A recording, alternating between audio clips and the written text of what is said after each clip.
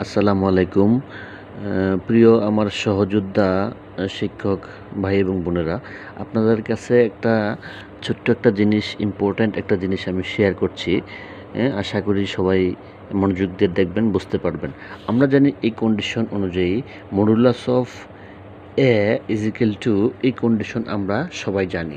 এখন আমাদের প্রশ্ন হলো, আমি যদি একটা এক্সাম্পল দিই, modulus of 5 is equal to, আমরা জানি লিখব 5, আবার modulus of -5 is equal to আমরা তাও 5 লিখি।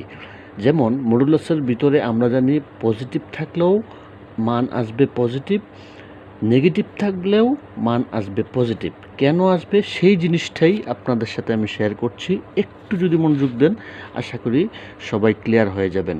যেমন এই যে আমি লিখলাম, প্রথম কন্ডিশনটা দেখেন, এটা হচ্ছে এর মান।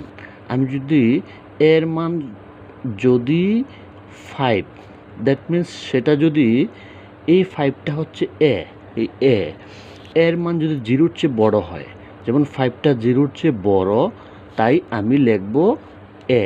এই কন্ডিশন অনুযায়ী লিখব এ মিন্স 5। ওকে, এটা আমি বুঝতে পারলাম। এখন দ্বিতীয় কন্ডিশন অনুযায়ী আসি, মডুলাস অফ -5 যদি আমি লিখি 0-র চেয়ে ছোট, 0-র চেয়ে ছোট মানে এর মানটা 0-র চেয়ে ছোট যদি হয়, -5টা যদি আপনার 0-র চেয়ে ছোট হয়, এটা হচ্ছে এর মান। 0-র চেয়ে ছোট যদি হয়, যে এর মান, এটা সম্পূর্ণটা আপনি ধরবেন, মাইনাস বলা যাবে না, এটাকে সবসময় বলতে হবে। যদি হয় তাহলে কন্ডিশন হবে -, কন্ডিশনটা কি -। এখন আপনি লেখেন এখানে -, এই -টা হচ্ছে শুধু আর এটা হচ্ছে কন্ডিশনের মাইনাস। তাহলে কন্ডিশনের মাইনাস, আর এর মানটা হচ্ছে কত?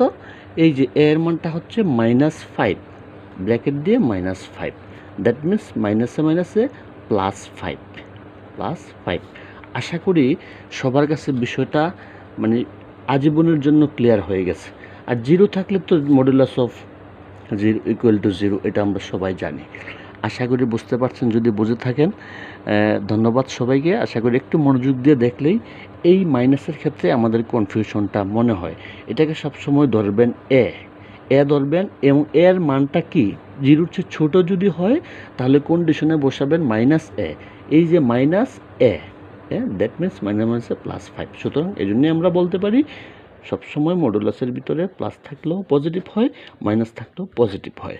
থ্যাংক ইউ সবাইকে।